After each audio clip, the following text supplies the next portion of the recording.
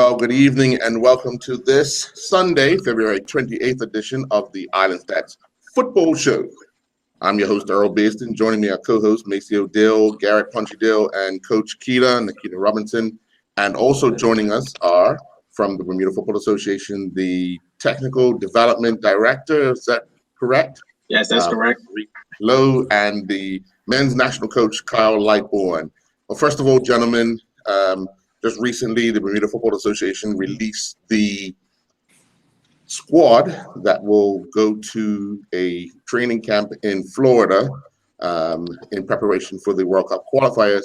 Kyle, from your standpoint, the selection of the team, the makeup of the team, can you give us some background as to the selection and players that have that were unavailable as to why you've actually picked this particular group? Yeah, good evening, everyone. How you doing? Yeah, selection, the players that have been selected, a lot of the local players, they've shown their faith and come in training week in, week out. It's always a difficult for a friendly sort of trip for everyone be available for the job situations. COVID's made it quite difficult for us where we haven't been able to pick people from countries that maybe deem they can't go to America. They need 14-day quarantine prior to entry to the United States. So the team's made up of some youngsters and some of the stalwarts that's been in the squad. And we're trained hard for the last, maybe 5-6 weeks. And we're looking forward to our 1 week away and try and get things right.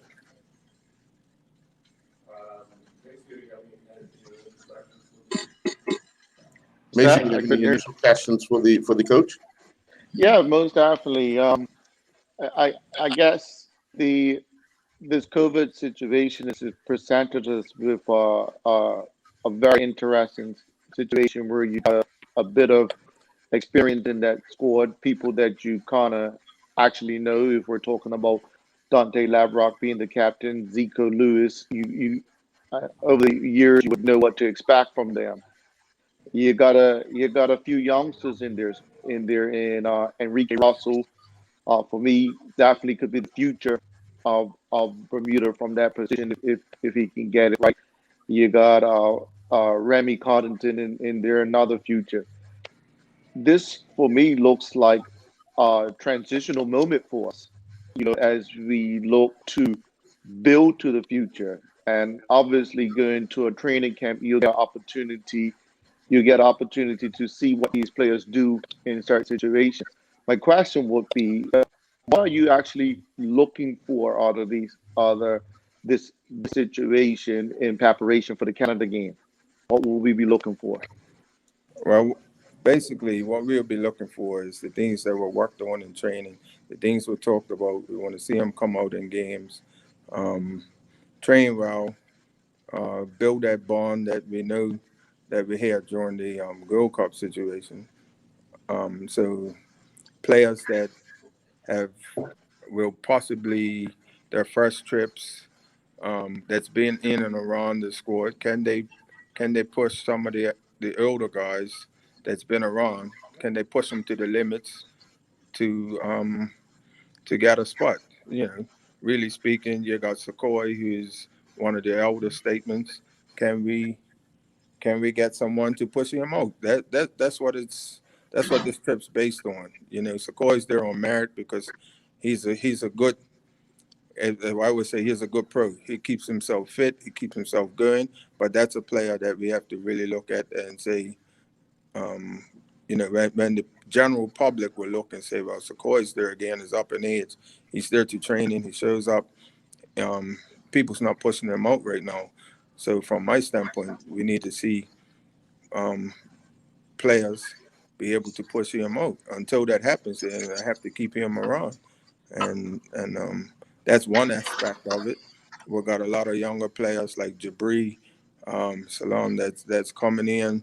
Like you said, Remy, Also got Reese Jones from Devonshire Colts. We got Trey Tucker from Devonshire Cougars. These are all young, exciting players that they got potential, but can they fulfill it?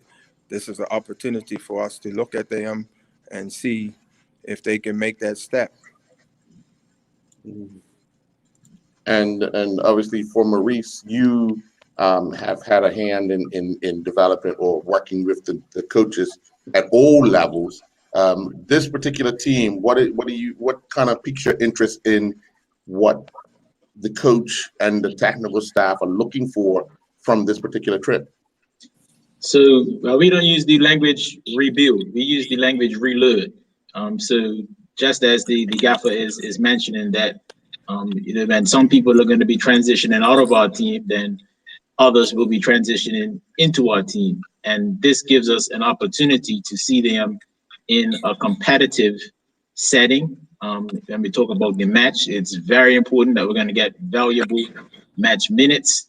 But then it's all of the other stuff that goes along traveling with a football team. So how we're carrying ourselves as we travel in and around the airport, the discipline we show in and around the hotel. For the technical staff, it's gives us an opportunity to see the entire player in a focused and concentrated environment. So, we have very high standards when we travel, and our players adhere to them. So with the new players, we'll be explaining to them what the expectations are as it means to play or be a Bermuda player or an international player for Bermuda. And now here's an opportunity for them. And what I like about it is that it shows that there's opportunities for other people that play in the local game as well. So in the recent past, we've played teams that play in the World Cup. And some of our local players in our domestic league have done really, really well competing against seasoned professionals. So, it provides that opportunity, it provides that incentive, it provides that inspiration for others that are in the local leagues and domestic leagues to say that, hey, there's a possibility that I can get there too. And I mean, people do stop me in the streets and ask and say, hey, how do I get involved? What do I have to do? So, yeah, it's very exciting, and we'll be looking specifically, to see the things that we're working on in the training ground, if we can implement them against an opponent. Punchy? How you good evening, gentlemen? Good evening, show. How you doing? Fine, thank you. Yeah, Kyle and Maurice. Kyle, first of all, the training camp, what is your expectations against Bahamas? I'm sure that for me, there should be a positive result. I know you've got a transition going on in this country in terms of the players that might not be available, that won't be available. I'm sure about that, like Reggie Lamb and maybe Nakeem Wells. Now, I've been to quite a bit of your training sessions, and I'm seeing that it's definitely a transformation in terms of transition, in terms of, well, who you'll be playing against. So now, I would think that you're looking for a positive, and what type of positive result against Bahamas? And how do you think that's going to be achieved? What are you looking for in that game against the Bahamas? Both of the games. Yeah, what we'll be looking for is our style of play. Can we dominate the game? Can we control the whole game from start to finish? These are things that we talked about. I've been talking about them. We know that they're a nation that is ranked below us. So we need to go there and show our authority, be able to control from start to finish. We're going there to win the game, first and foremost. And I need to push the players. If we win it comfortable, I want to see if we could continue, winning and enjoying the game and playing to our max. That's what the opposition.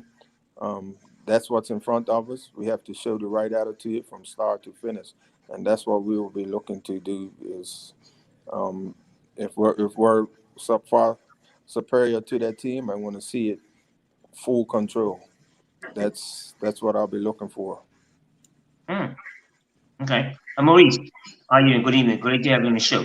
Maurice, you say you're a technical development officer. Can you explain to us exactly what that is? What does it entail? A technical development. It's quite a bit. So from a FIFA perspective, we focus technical development directors focus in on high performance football, so our national teams. Also, we're looking at our domestic football and leagues. There is coach education. There is women's football. So it's all encompassing. It's quite a bit that a technical development director focuses on. Okay, thank you. Coach Keita, any questions? No, I don't have any questions. But I have been. I don't know if that's me. Is that me too loud? Sorry. Yeah, it was, but it's good now. You're good. Good. Okay. I have been in and around at the men's training sessions, and it's so exciting to see the youngsters the relearning as Maurice quoted. I think that the coaches have a lot to work with, and I think this is going to be very exciting. I'm a bit jealous. They got a training camp in. I know mine is coming, but it's so exciting that they actually get to take away a local contingent of players, because I tend to agree with Maurice in the sense that we really know what our local players are doing. We don't know what our overseas players are doing, and sometimes we get it twisted that they're overseas, so they are better than what we have here locally. And I know even on the fitness side, we tend to have fitter players coming from Bermuda. So I'm excited about this training camp. I'm excited about the youngsters that I see, because that bodes well for longevity, and it also adds some competition for those players, as Coach mentioned, Sequoia and others, it causes them to raise their game, so that to keep these youngsters out, you have to now keep your place. There's no entitlement anymore. There's no guarantees, because the sessions that I've been to, it's been high intensity. Guys are fighting for a position. So I wish everybody all the best.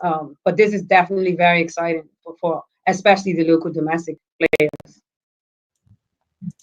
Kyle, let me ask you, with the fact that a lot of these players haven't played competitive football in a number of months, what would you consider the intensity rate right now heading into this training camp? What would you consider the fitness rate right now for the players that you've actually selected to go on this camp and to play against the Bahamas? Okay, so from our training from the beginning up until now, I would expect our players that we have, every single player that's going on this trip, to be able to play a good 75 minutes flat out, and be able to handle that. So before they really peak out, I think we're training hard, and that 15 minutes left for the 90 would be just because they haven't played games where the legs get heavy. Normally we'll say 60 minutes, but we're done some work in there. We're done a lot of running. We're done a lot of fitness. The players have played 45 minutes halves, and I think our longest stint was playing for an hour, and they wanted more. So I think they're ready.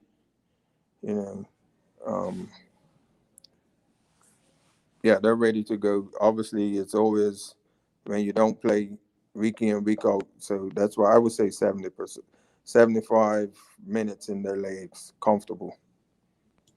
All right. But we're going to take a commercial break, and when we come back, Maceo, you can ask your next question. We'll be right back. The everyday use of spices goes back well over 6,000 years, evidenced by archaeological finds in Europe, including remains of spiced food. Since 1976, the Frontier Natural Foods Co-op has been bringing a wide range of exciting flavors to the table. The results are good news for the environment and more robust, fragrant essential oils in these natural seasonings. We're featuring Frontier Natural Products, organic ground cloves, rub sage leaf, and poultry seasoning. Lindo's, why go anyplace else? Maceo? Yeah, I'm here. Two questions. One for Carl and Maurice. Is Carl Lighty, you still there? Yeah, I'm still there. Yeah, yeah. We know that over we're as a country, as a football, as a BFA, we're gaining experience over the last 2 years with the amount of international matches that were played.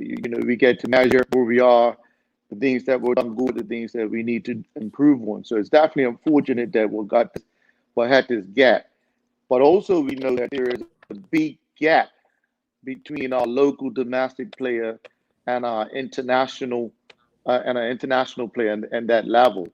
What are some of your concerns that you have with having the majority of the team local based when it comes to performing internationally? Yeah, one of the concerns is being able to handle it on the day. That's one thing. The experience of players that's played in that high pressure situation, those things come along. But what we drum into the players, whoever we play against, we want to make it difficult for them to play, regardless of what team we pick. We're going to play to a certain system, and I think the players enjoy it. I remember when we tried to change the system, and they were like, "No, coach, we got to go back to what we know," and because that's what we enjoy. So yeah, we will definitely be pushing to get all the players on the same wavelength. And I have a question for Maurice. Maurice, you've been around at the BFA level for a bit. You've been around to see Derek Broadley and what he brought the concept of the National Academy that we hear. You've been around. You've seen Deval Boyles. He transitioned a lot of our National Academy players into schooling systems. And so the next person was Richard Todd. Richard Todd was able to start to have our National Academy do a little bit more traveling at its foundation years to prepare. And look at football as a whole and our development as a footballing country as a whole. What do you think your tenure and your position as a technical director is bringing to the BFA? Well, I'm guided by the strategic plan and strategic objectives of the Bermuda Football Association. So we've just transitioned from previous strategic plan to our strategic plan 2020 plus. And in our previous strategic plan, we were looking to get into the final rounds of competitions. We wanted to establish ourselves as one of the top teams in the region. For women's football, for girls and women's football, we wanted to increase our participation. So a lot of those things we've done. In our new strategic plan now, I feel like as if that the National Academy and the national program is running well. We talk with the coaches and the staff often about them being leaders in their space, and all of our staff, being leaders when it's their time to lead. And with them being able to do that now, it gives me the opportunity to turn my attention to the domestic clubs and a lot of the coach education as well. So, I don't think that there's any one area that my attention is focused on. I think the barrier breaker goal for me is to make it to a World Cup. So all of these staff, no, Coach Keita, let me see, test you. What team do I want to beat the most? What's the team? For the men or the women? Both. Period. I don't think it's Jamaica. No. Oh boy. Not Trinidad. We beaten Trinidad before. Think bigger. Bigger. Mexico? That's right. So I mean, we know that. I mean, our goal is to make it to a World Cup. We know that in our strategic plan, and we're brave. This is what I love about us. I love about Bermudians, that we're ambitious. So we have no qualms about writing down on paper that one of our teams is going to make it to a World Cup, and we want to do that in the near future.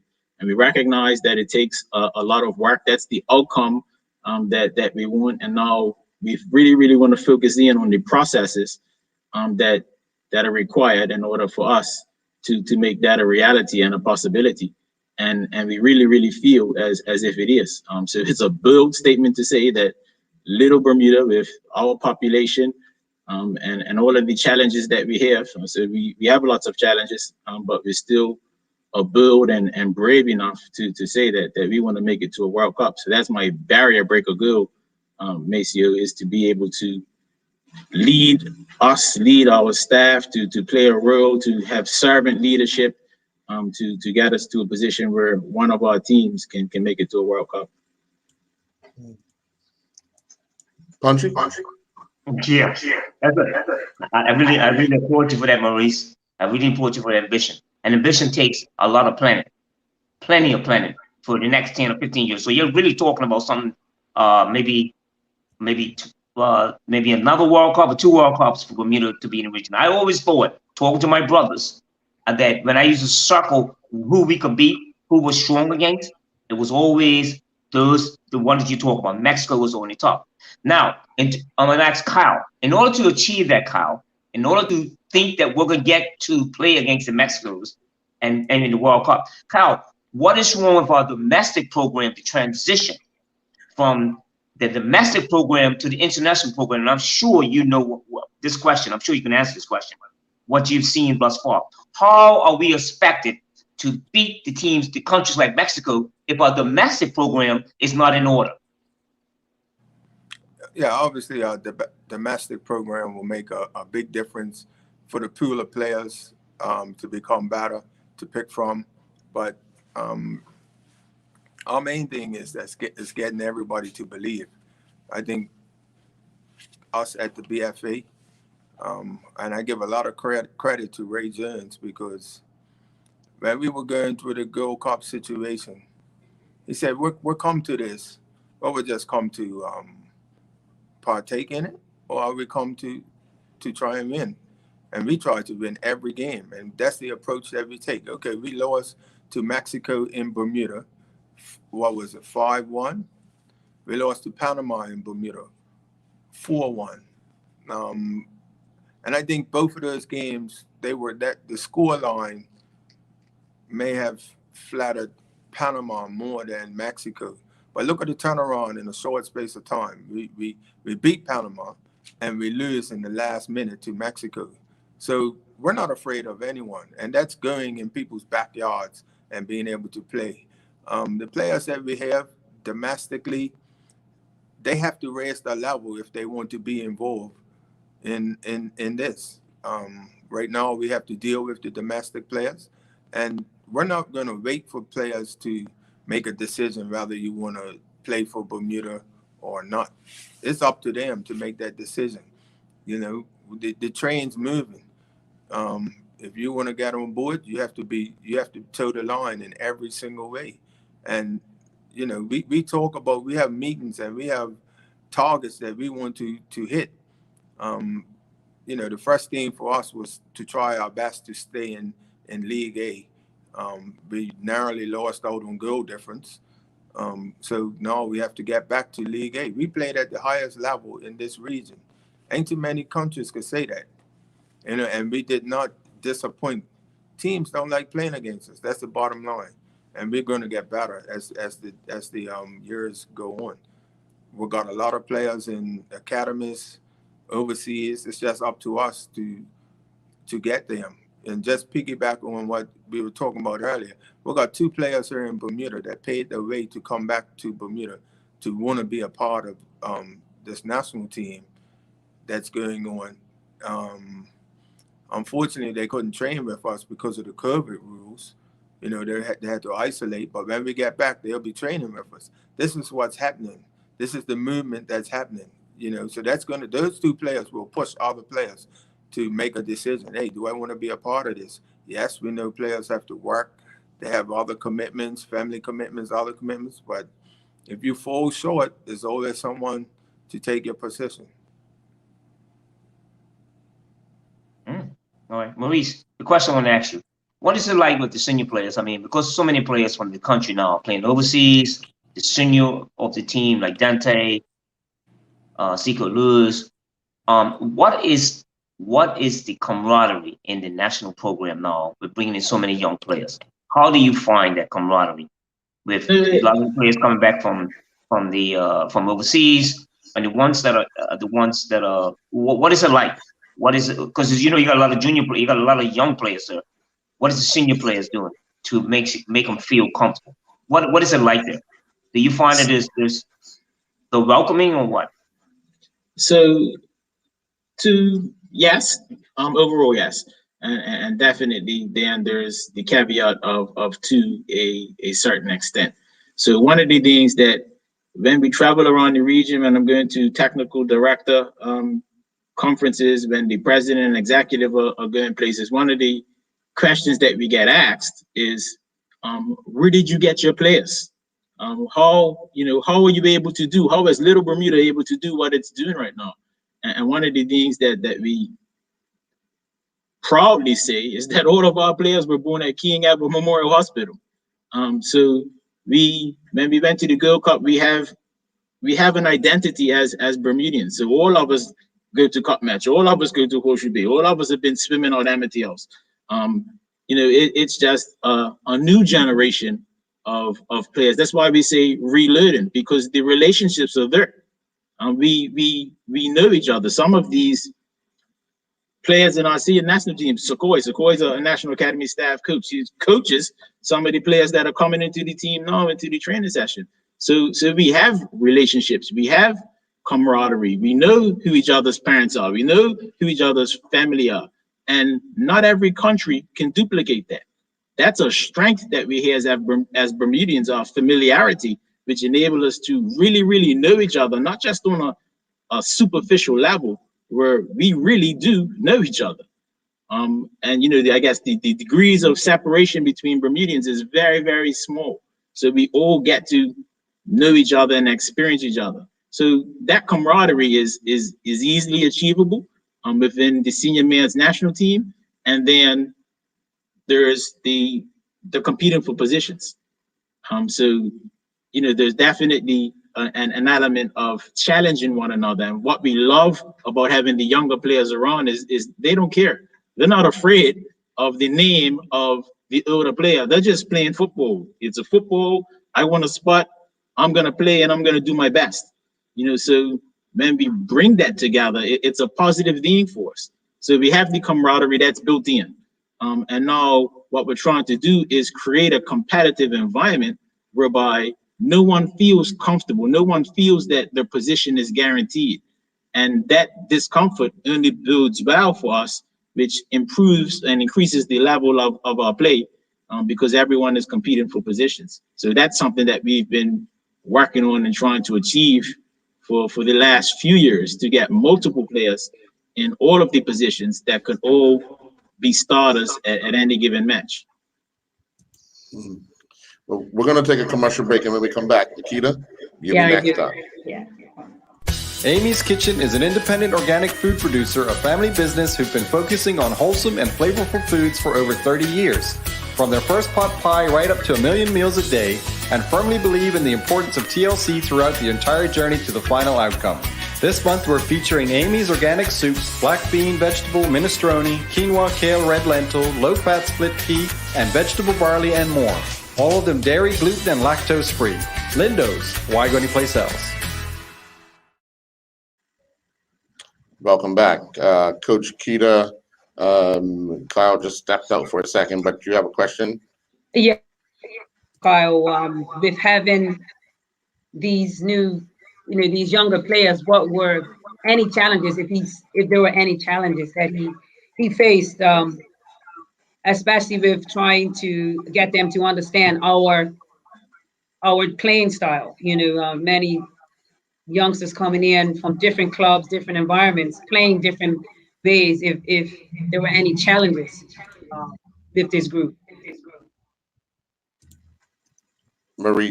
Maurice, can you address that as Yeah, Kyle? I can answer that.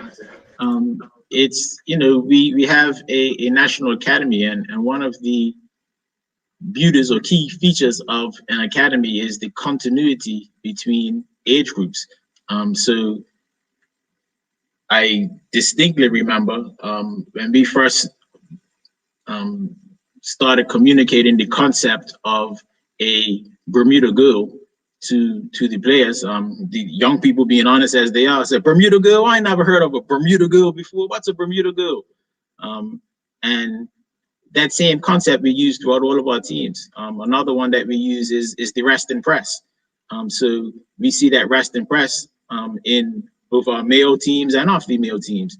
And credit to Kyle, who's willing to do sessions with our youth teams, with our women's teams, to make sure that all of our teams have the same concept or tactical ideas, into how we want to play as Bermudians. So that's intertwined into our academy tactically, where we're sharing the same information coming from the same curriculum, so that when a player does step up from one of the youth teams into the senior team, it's the same language.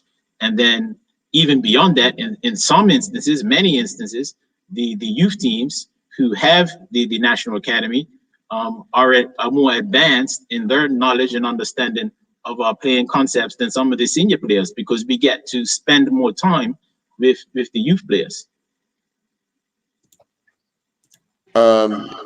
Kyle, when you start talking about what we would consider preseason training, obviously coaches going by at the national program will get the teams or the players at a certain amount of time. But the fact that you had so much time to prepare for the Gold Cup and the Nations Cup, now we're going into this World Cup and things are a little bit different. What are your concerns going into this as opposed to when you went into it in 2019? Concerns will be lack of games. That's probably our main concern. Lack of games. You never know what's going to happen when players have not played matches. So it's important that we get these 2 games in. When we come back, we would have an inter-squad game as well for players who get good minutes in their legs. We'd have 2 weeks prior to leaving when we come back. That's the main concern. I think for us, everybody that goes on the pitch, I could honestly say, wherever the ball is on the pitch, every player knows the job they should be doing. There is no confusion. Obviously, it comes down to ability with other teams, what should happen, or I shouldn't say what, rather they beat a player one-on-one. But if I place the ball on the field anywhere, my whole team knows what should happen. And for me as a coach, that's what I want. I don't want nobody gassing. There's no gassing. Everybody knows what should happen when the ball's in that situation. Yes, we got some new guys, so they will get that drummed into their heads. When the mistakes are made, every session that we have it recorded, so we can go back, we can look at it, we can see if a player's right or wrong in what they're doing, and we do ban and tweak things from time to time according to the ability of certain players. So that's it for us. Maceo? Conversations is definitely necessary for us to have these type of conversations as we grow as a football nation. And the questions put both to Maurice and Carl as we start to look at the on the field stuff. So let's revisit the Mexico and the Panama game with the 4-1 result at home and the 5-1 result at home. And positive result, the positive result that we got away from him. And then also let's revisit the era of Andrew Bascom. His approach was a little bit more pragmatic, whereas he played not to be beat and can I steal a goal. Whereas now our approach is we're going to influence the game, we're going to boss the game. So as we looked at what we did in the World Cup, we start to boss the game, we start to influence periods of the game. Where we were let down were individual qualities. You know, the goals and opportunities were there, they didn't happen, or defensive mistakes that led to a goal against us. So it's great that we're starting to influence games and letting people know that we're in games. So that's wonderful. My question out of that becomes, what at this point in our development, because we're talking about our shortcomings in our development league. So as we know that we have certain shortcomings in our development league, in our coaches, what now becomes our best approach as we look to play Canada to be able to get a result, because we're in a result-based business now. We want to go beyond excitement of just making it to making it. So what is the best tactical approach for us to go and deal with Canada? Our best tactical approach, from my standpoint, is to go up against Canada and surprise them. Don't sit back. We're not prepared. I'm not prepared to sit back. I'm going to win. If they're better than us, they're better than us. That's the way I see it. But they're gonna have to work to beat us. I'm not playing this scared football. We don't play scared football. That's all. If we want to improve, we have to take games to teams. And hey, I'm not afraid of it. And we have to respect what they can do. We always study the opposition. I mean, the thing is, we could only go off of their last games that they're played internationally. And they could only go off of the last games that were played internationally. So they would look at our Mexico games, our Panama games, our Gold Cup matches. We're going to look at all of their stuff. I've been looking at some of their stuff as well. But they're going to possibly have a different sort of team that we may not know, because it's going to be difficult for them to pick players from Europe, because it's the 14-day rule.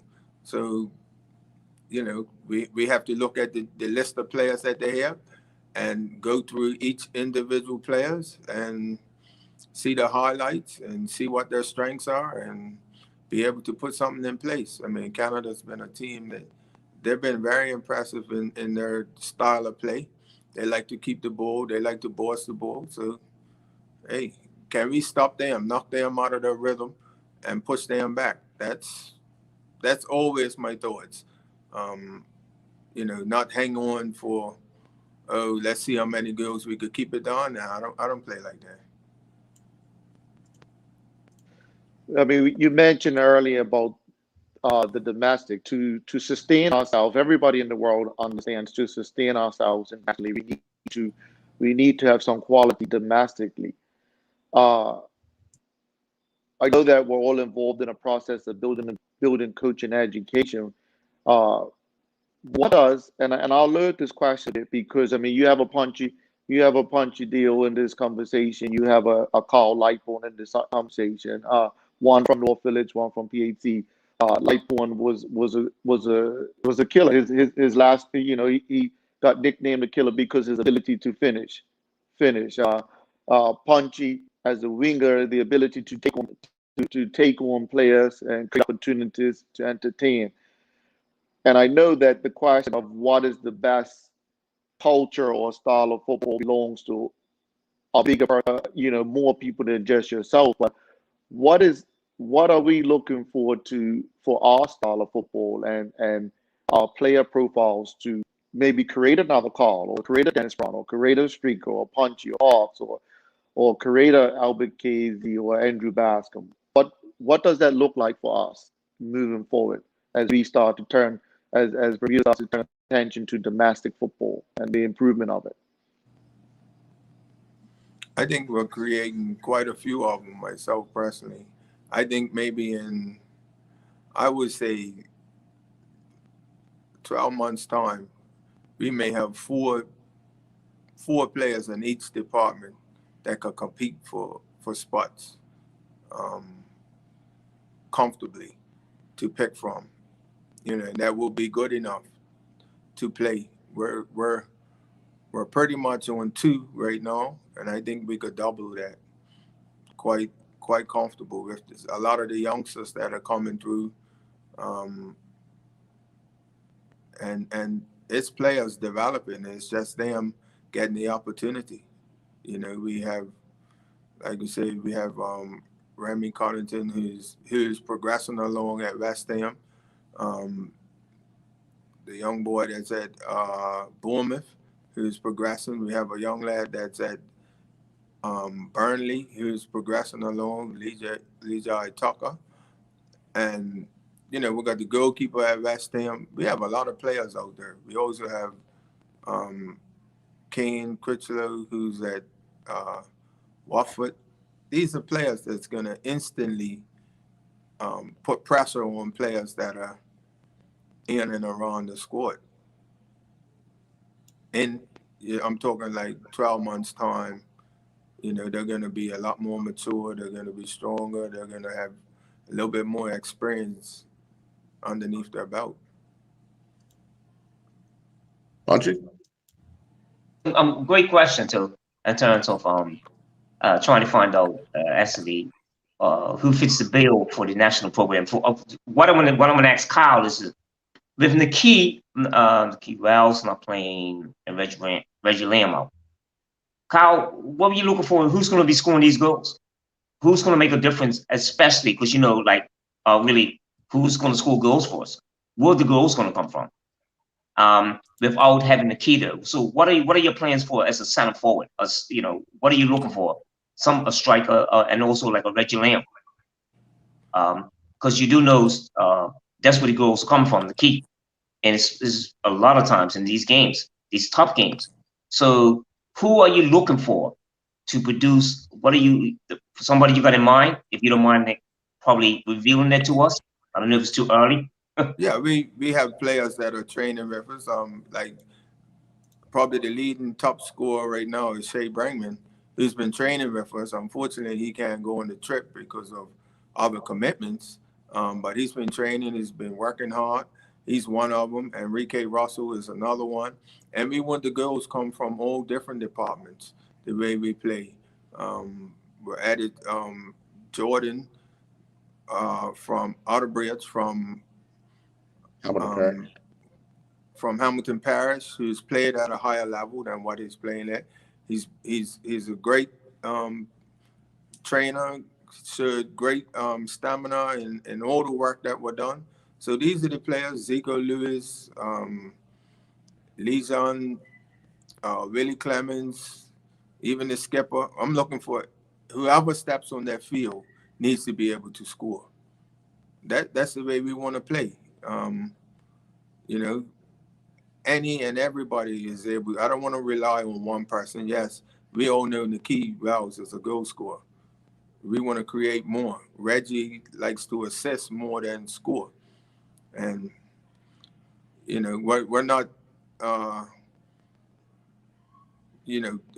able to say Reggie's going to be available for us, you know, in another week. He's come from England, but he has to isolate until due time. We have other players that are going to be available.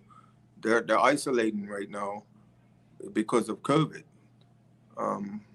So this gives a couple, like I said, like the younger players, an opportunity to travel because of COVID rulings. Hey, that's the way it is. So what Editor Macio's remark about, so we're not one-dimensional. That means not Nikki Wells and Reggie Lamb only want to score goals. So I do understand what you're saying. I do appreciate that answer. I just figured that, you know, I think our center forward is such an important factor in the way we play. And yeah, so that's why I asked that question. Without a doubt, Nikki Wells would occupy 3 guys. And we're seeing him do that for such a short guy, playing up front in that number 9 position, he occupies that back line, and he's very good at it. And I think he enjoys the way we play because we only ask him to work within certain areas, and he loves it. So the next person has to be able to work and work between the positions that we ask them to work in, the areas that we ask them to work in. So I think we have players that have the potential of scoring. It's just a matter of, do they take the chances on the day?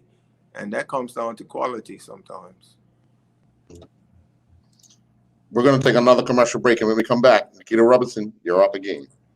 This month, we're featuring a range of infant and baby care products from Hello Bello, a company started up by a husband and wife team who were inspired to meet the challenges arising from the often surprising, not to mention messy experiences that came with the territory known as parenting. The couple behind Hello Bello know that being a parent is uniquely demanding, and their mission is to bring you premium products at gentle prices. Try Hello Bello Alpha diapers in a range of sizes, Alpha Blossom baby lotion, baby powder, and much more.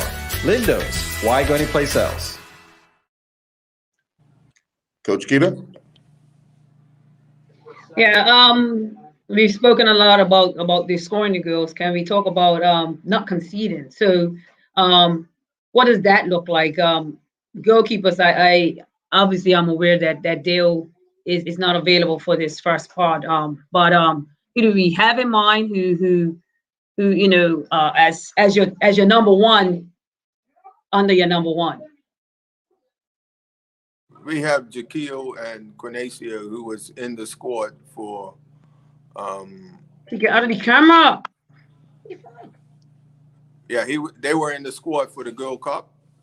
Dale should be available. He's the one that's isolating. He is currently in Bermuda at this present moment, but he will not be on this trip. Dale's season is finished. We have the players on the island, so when we get back, they'll be able to train with us.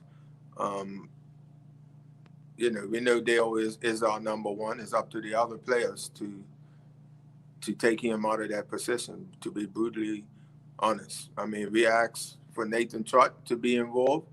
That decision is just totally down to him, whether he wants to be involved or not. We want somebody to push Dale.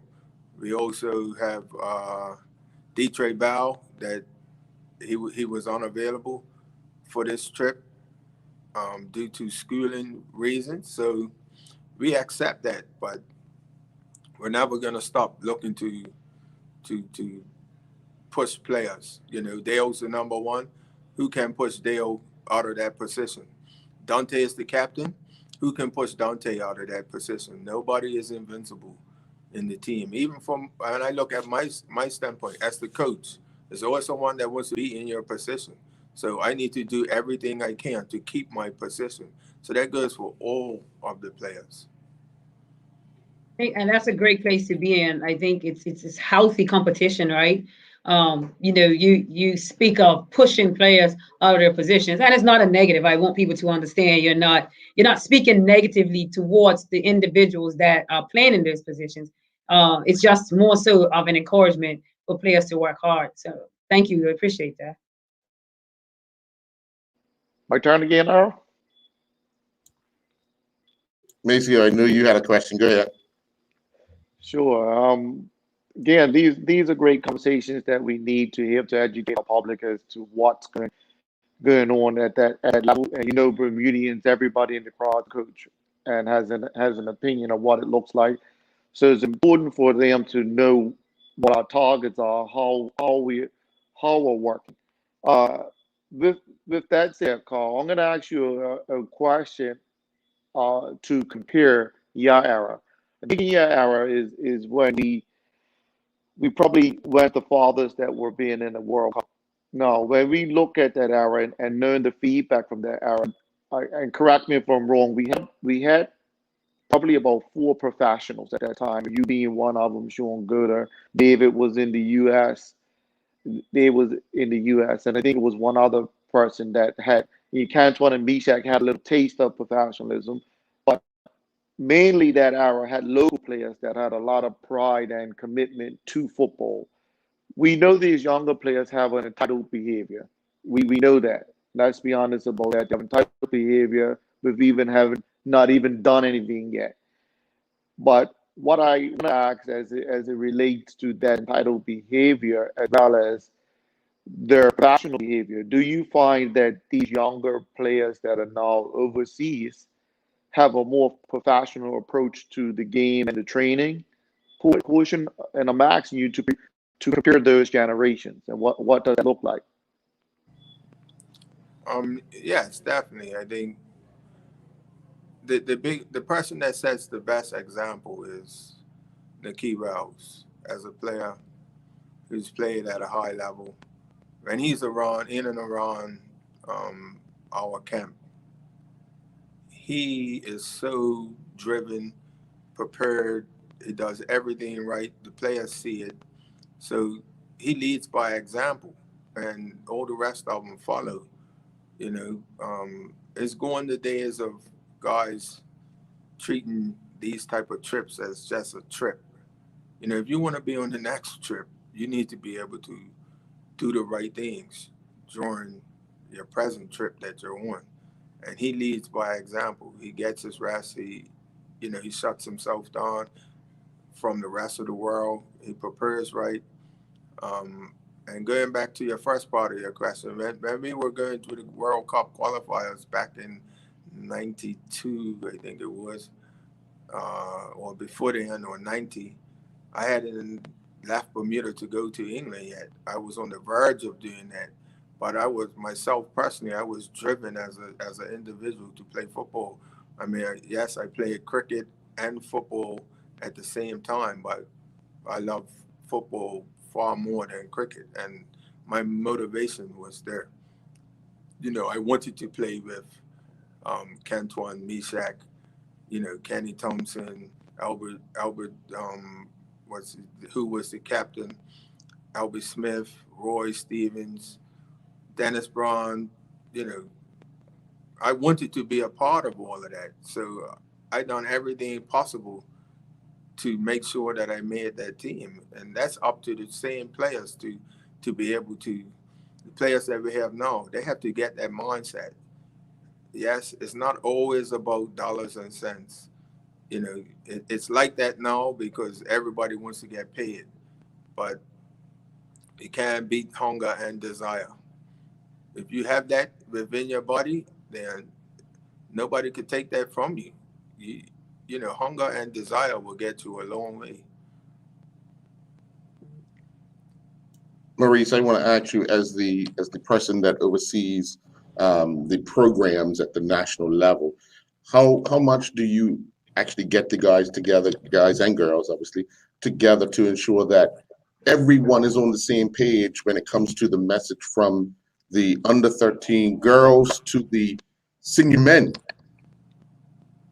That's an easy question. So we meet every month. Second Saturday of the month is our National Academy staff meeting, and then what we experienced over the pandemic was that we were able to get together even more often using technology. So we pivoted in our programming back in April or May of last year, where we went on to have some online delivery or interaction with the players. In order to do that, then we as a staff had to meet quite frequently to be able to coordinate and organize what that delivery looked like tactically. And then even here in the beginning of 2021, we've had to pivot again, whereby because of the amount of people that we were allowed to have in a training session based on the COVID guidelines, then we pivoted again. So in this latest pivot, we have half of the group that comes to training session at Clyde Pass Center of Excellence, and the second half of the group is doing mental strength. They were doing physical preparation, they were doing nutrition, they were doing, currently what they're doing is public speaking. So we've pivoted and able to deliver even more or better content than what we were able to do previously with the contact time. And one of the exciting parts about that is that the young people that are overseas are able to participate in our training sessions, even when they're not in Bermuda, because we've got that online delivery now. So because of the COVID, there are positives that came out of this pandemic. And for all of our football, both local and international. So I want to make the point that our domestic football is not all gloom and doom. It's not. So for each of these professionals or potential professionals or soon to be professionals, they had some interaction, some experiences, some guidance at the local level. So our domestic football is not as bad as we think. Can it be improved? Yes. Is there room for improvement? Most definitely. As with everything, all the international and professional clubs you see have things that they can improve on as well. So it's what trending in a positive direction. So we can definitely, can things be better? Yes, they can. But that coordination is what makes that possible. So for our staff meetings, we get together regularly so that we are coordinated, so that we are, to answer your question, Earl, delivering the same message consistently. Cool. Punchy, I'm going to let you ask the last question of these two for the evening. Hey, gentlemen, it's a pleasure to have you both on. As you know, this show is new. I was asked to join this show for all the right reasons. These questions, we've got so much lost history. We can't even bring you or watch Maurice play when I finish too. It ain't no films on you. But the point is, I think I want to congratulate you, Kyle, on what you've achieved thus far. I still know that we've got a long ways to go. It seems to me that you guys have a real good program going on.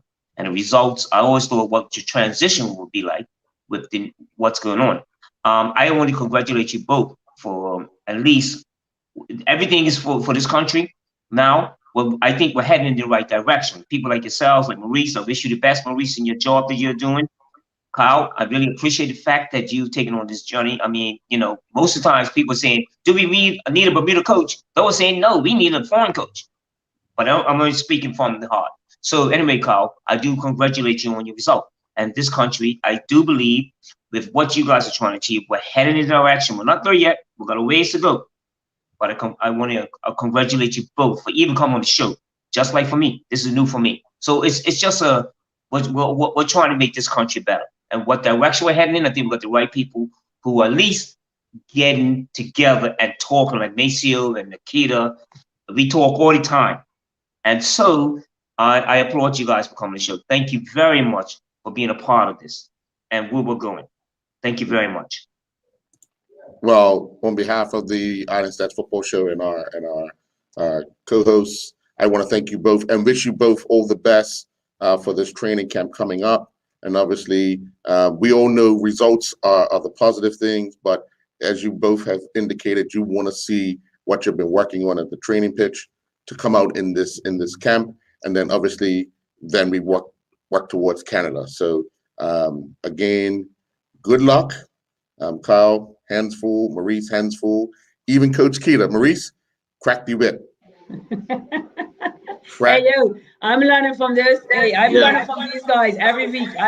I'm spending a lot of time watching the men's sessions. Constantly always talking to Maurice. I mean, right now, this is probably one of my favorite shows because I'm in the presence of 4 individuals that have inspired me or impacted my coaching career. So it's like, to know that, I mean, at any point in time, I mean, I asked Kyle to come do a session and he was like, of course, no problem. Showed up, did the session. And, whenever I go to Maurice for anything, he's like, oh, okay, coach, that's great. Let me know when and where I can help you. And of course, Uncle Punchy finds himself here every week to talk to me about football. And Macy has been there since I was 2. So this is awesome. And again, I want to join Uncle Punchy and wishing you guys all the best. I've seen the work you're putting in, and I know we're going to have the results that we're trying to give. So again, safe travels, guys. Please do what we got to do out there and send me as much videos so I can watch and keep learning because I want to emulate the work that you guys have done. So thank you very much. I'm going to leave you guys with this. The only difference between what we do and them overseas is that they're in a different environment. That's the only difference. We do the same things. We every day that we go training, they have to do the same things. You know, it's just that they do that for a living, and we're trying to get that space. One of my good friends who coaches at the Premier League level is Aston Villa's manager, and I talk to him a lot. Some of the things that his team is doing is things that we talked about, and I see it when they play. It is things that I do is not accidental. You know, I done a session with Keita just the other day, and I was explaining to the girls, these things are not accidental. What happens on the field is knowing what's going to happen next. If you make the play predictable, it's hard for teams to play against you. And that's the difference. They do it every day. We don't. That's the only difference between us and them. But we could keep improving. With that, folks, good night.